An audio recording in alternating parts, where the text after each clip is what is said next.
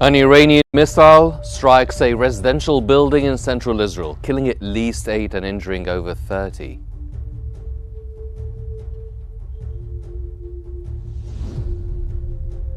Iranian missile attacks damage Haifa oil refinery.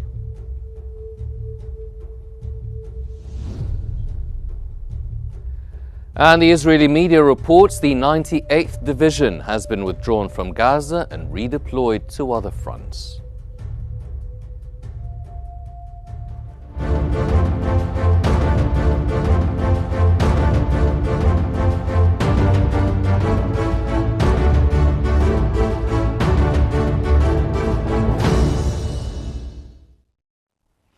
You're watching Q News. I'm Hani Saif, and in the news today, an Iranian missile strike has hit a residential building in Petah Tikva, killing at least 8 and injuring more than 30. Israeli police spokesperson Din al-Sduna described the scene, saying emergency teams quickly responded to evacuate the injured, most of whom suffered light wounds thanks to timely shelter alerts. The death toll is based on medical reports and may change. The strike was part of an intense barrage of Iranian missile attacks on Israeli cities, including Tel Aviv and Haifa, which killed at least 8 people earlier. Israel's defense minister warned Tehran residents would pay the price, and soon. Those that were injured together with the other first responders that are here, Home Front Command, the medical services. Iran's President Masoud Pezeshkian has warned that Tehran will respond more powerfully if Israel escalates its attacks. Pezeshkian accused Israel of acting with U.S. approval and said Iran's military has so far responded appropriately but will increase the severity of its retaliation if aggression continues. Iranian missile strikes overnight hit residential areas in Israel, killing at least 10 people. Iran reported 78 deaths from earlier attacks, including 60 in a single strike on a Tehran apartment block, half of them children.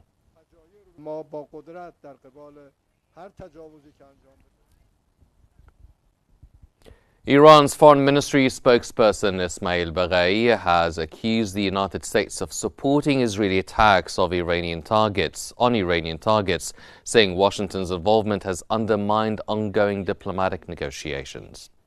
Speaking at a news conference in Tehran, Baghai said the U.S., as a permanent member of the UN Security Council, has a responsibility to recognize and condemn what he called Israel's aggressive actions. He also condemned a recent Israeli strike on Iran's oil facilities in Asouliye as a dangerous provocation aimed at escalating the conflict. The U.S. denies complicity in the attacks, with President Donald Trump expressing hope for a future deal between Israel and Iran, but acknowledged that conflict may precede diplomacy.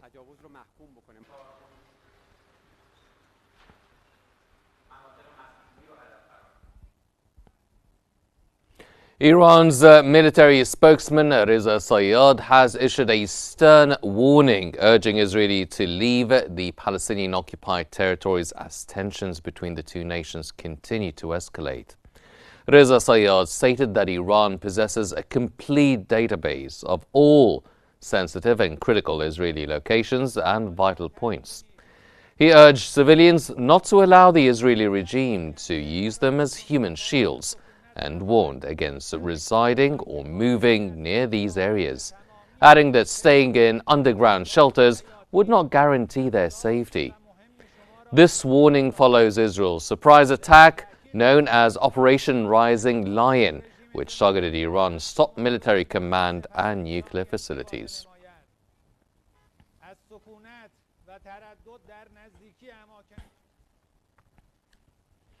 Iran's foreign ministry has confirmed that Parliament is drafting a proposal that could lead to Tehran withdrawing from the Nuclear Non-Proliferation Treaty. The ministry's spokesperson Ismail Baghai said that Iran will make an appropriate decision based on recent developments, stressing that any such action would be closely coordinated with the Parliament and comply with Iranian law.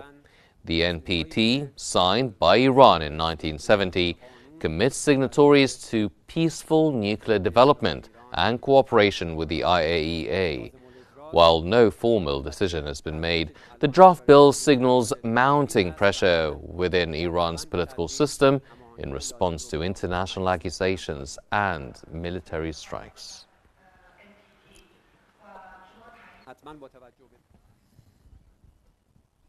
Fire trucks were spotted at a major oil refinery in the northern Israeli city of Haifa just hours after a barrage of missiles fired by Iran struck multiple locations across the country. Israel's oil refineries reported damage to its pipelines and transmission lines in Haifa due to the missile strikes, as disclosed in a regulatory filing to the Tel Aviv Stock Exchange. The company confirmed no injuries or casualties at the sites and said that while some downstream operations were shut down, the refining facilities continue to operate.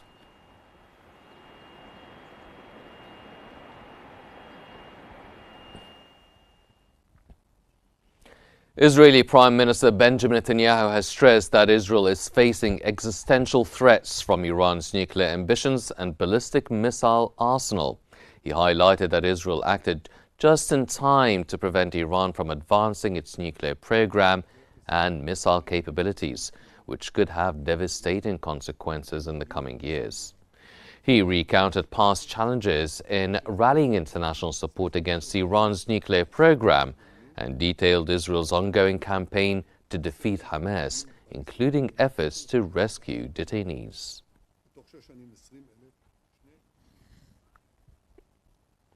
Israel's occupation army chief Eyal Zamira has said that the ongoing conflict with Iran will bring difficult moments, but stressed the importance of following defensive guidelines to protect lives.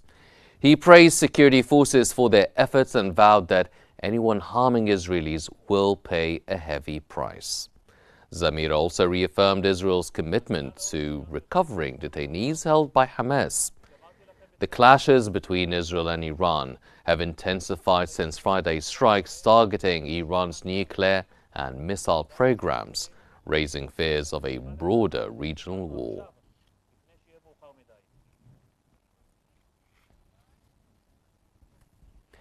President Donald Trump has said he hopes Israel and Iran can reach a deal, but acknowledged that sometimes countries have to fight it out first.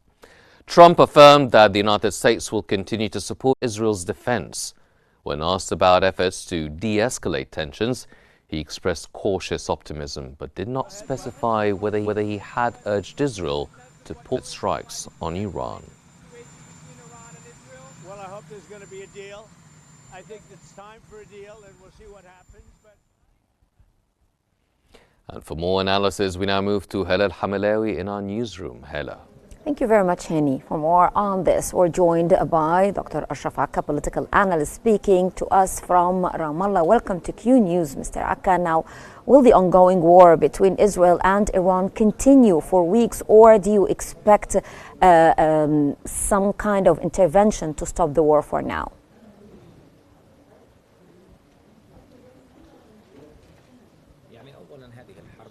This war just in the beginning. Let's say if Iran wasn't prepared and to strike forcibly against Israel, particularly that the Israeli attack is still ongoing against Iran. So this war is still in the beginning, and it seems the two parties might push the matters forward of escalation, particularly in the upcoming weeks and days. But there are a diplomatic movement started by President Trump and the Russian President Putin. And lately, the communications between the leaders of the region, lately between Egypt and Turkey, to have some sort of a close meeting between the Islamic Organization of Cooperation and EU and other international organizations in a bid to de-escalate the matter. But all the indicators such aggressions that affiliated to the syndrome of Masada that would push forward for an open confrontations unless the clear position by U.S. To prevent Israel's aggression against Iran. So before and some sort of indirect involvement by the U.S. in an open confrontation. The issue isn't between Iran and Israel, but how to possibly to de-escalate the situation against the region and Asia, along with the international stability. And I think the diplomatic and political efforts, particularly by the regions and states, as there is a clear position by the LASA and the organizations of cooperation to take another direction to de-escalate the issue. But it seems that Iran is very insistent not to go to negotiation table without the cessation of the Israelis' aggressions by all forms against Iran. So how can then the U.S. president intervene to stop the strikes between Israel and Iran, in your own opinion? Firstly, the U.S. president not to support militarily and politically to Israel and should evade himself of the Israeli attitude if he seriously to prevent the ongoing war by expressing his hope that it might end soon. Unfortunately, it seems the internal American stances started to debate frankly of the visibility of the American support to Israel and its seriousness in the region. Most dangerously, let's say, that the world tensions and would enter in the bargaining in more issues such as the conflict between Russia and Ukraine and between Israel and Iran, and particularly between US and Iran, or mainly between the East and the West, and even the Pakistani stance. So we are heading to a very complicated landscape. The U.S. is manipulating, pretending that is very much concerned by stopping the war, but sending the aircrafts in the region and practicing all forms of threat against Iran. So this would have no rule by U.S. that the President American and his envoy lost their credibility to be just mediators and finding diplomatic path in solving the nuclear Iranian program. So this complex situation, sir, that you're talking about, this complex situation, how war between Iran and Israel end, and could Gaza be part of any future agreement between the two parties?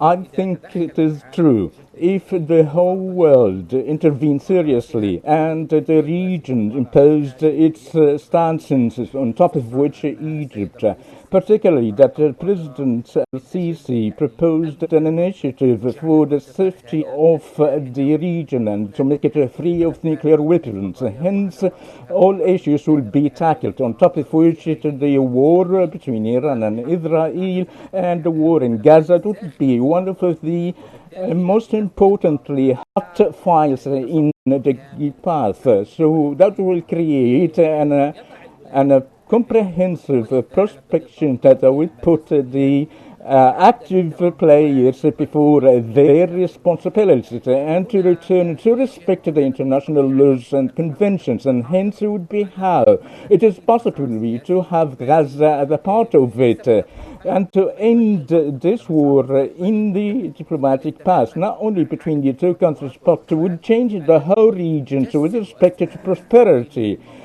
otherwise to embody the Israelis' attitude as we've seen. So now we are before a very turning point that would prove the inability of the countries to leave the region, a confrontation of the devastated force. It is very battered region by Israel, as we witnessed Israel escalating the genocidal war against Gaza, Lebanon, Yemen, and today we've had reached to morally in a very devastated regional war with Iran. The issue isn't that simple, but requires a relentless effort and decisive stances that would topple the scene before American Israel. Israel is fully supported by American. The executive administrator of the American policy, as Trump, is coming with a very expanded proposal throughout the world, and the collapse of the world empire by force. And its imperialistic project through the brutal force. If it is not to deal with America, its interest in the region seriously, by the regions will be hidden more before a very expanded regional war and parties that it might intervene to such a devastated war. So, Mr. Akka, as a political analyst, do you think that Iran has achieved its objectives in response to the Israeli strikes?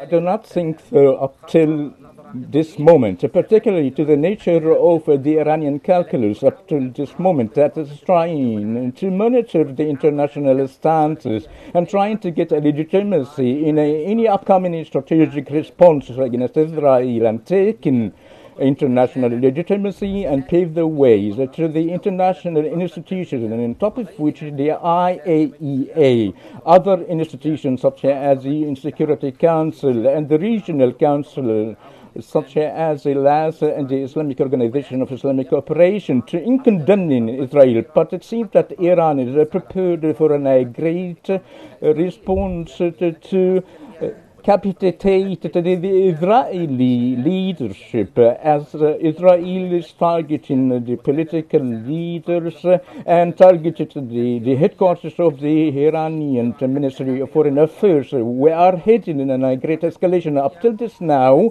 Iran did not respond in the same power and space that Israel is practicing its aggression. Up till this now, Iran isn't achieved its goals and moving to in a bid to eradicate the Mossad agents from the Iranian soils, and the process of arresting the sabotage and terrorist element that make an operation that would embarrass the internal scene within Iran. But the biggest dimension, that the biggest response hasn't come yet. Are we waiting for hours and days as cited by the military leadership in Iran?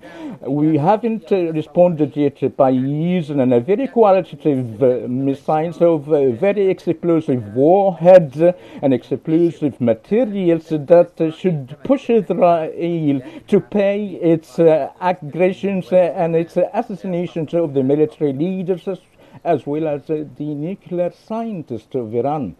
Well, that was Mr. Ashraf Akka, political analyst, joining us from Ramallah. Thank you very much for your insights.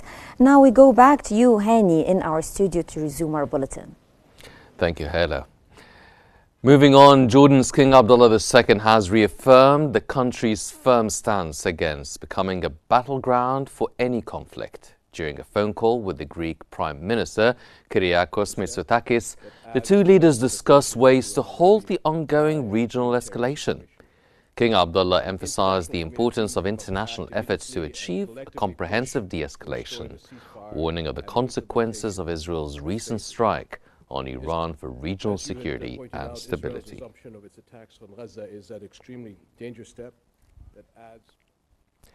IAEA Director General Rafael Grossi has said there has been no additional damage at Iran's Natanz fuel enrichment plant since Friday's airstrike.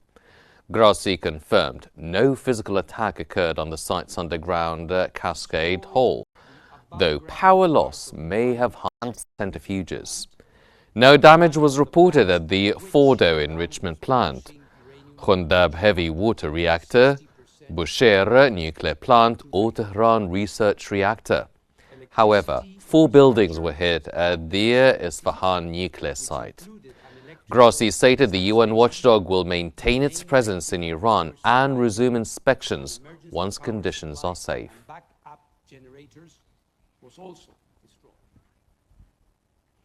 Former commander of Iran's Revolutionary Guards and current heavy of the Expediency Disarmament Council, Mohsen Rezai, has stated that Iran does not intend to pursue a nuclear bomb, at least for now.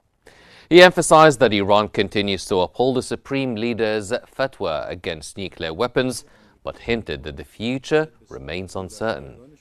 Rezai warned that Iran is closely watching the reaction of Israel's allies, particularly the US and European nations. He stated that while Iran does not seek to initiate war, it is prepared to end it decisively if necessary.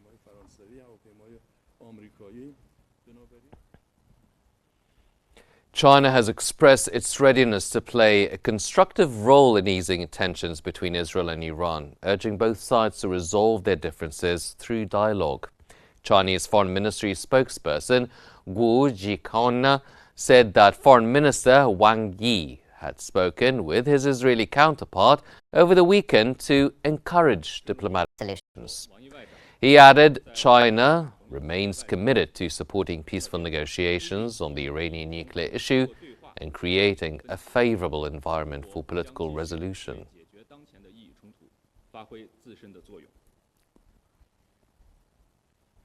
The Kremlin has said that Russia remains ready to mediate between Israel and Iran amid rising tensions and reiterated its offer to store Iranian enriched uranium on Russian soil as a step towards de-escalation. Kremlin spokesman Dmitry Peskov confirmed that Moscow's previous proposal to remove highly enriched uranium from Iran and convert it into civilian reactive fuel remains on the table, but acknowledged that the outbreak of hostilities has seriously complicated the situation. Peskov also condemned the ongoing Israeli strikes, warning they have dangerously escalated the crisis. He noted that recent attacks have strengthened domestic unity in Iran and called for addressing the root causes of the conflict.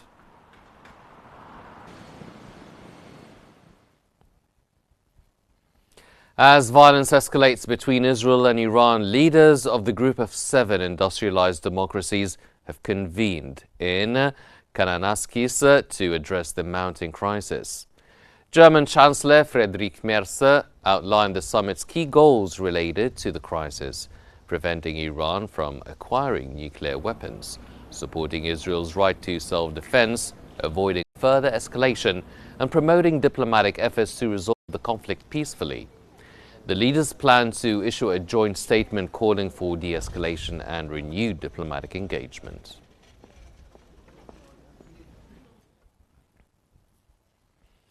Medical sources in Gaza have reported that at least 20 Palestinians have been killed and more than 200 injured, including several critically after Israeli forces opened fire on civilians near an aid distribution center in Rafah, southern Gaza. Additionally, the Red Cross Field Hospital in Al-Mawasi, Khan Yunis, was struck by Israeli military fire, putting patients and medical staff at risk. This toll is preliminary and subject to updates. Israeli media has reported that the occupation army has withdrawn the 98th Division from the Gaza Strip and redeployed it to other fronts. Meanwhile, the Israeli occupation army confirmed that its operations are focused on eliminating Iranian nuclear and missile threats, emphasizing full control over Iranian airspace.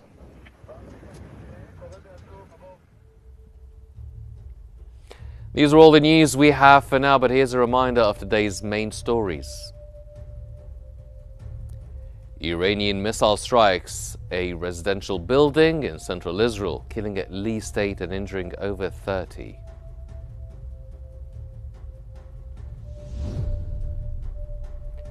Iranian missile attacks damage Haifa oil refinery.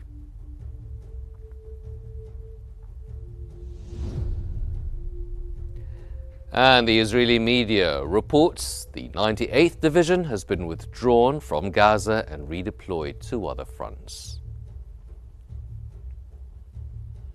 This concludes our news bulletin for now, but please don't forget to follow Q News on YouTube, Facebook, X, Instagram and TikTok at Qnews EGY to stay informed.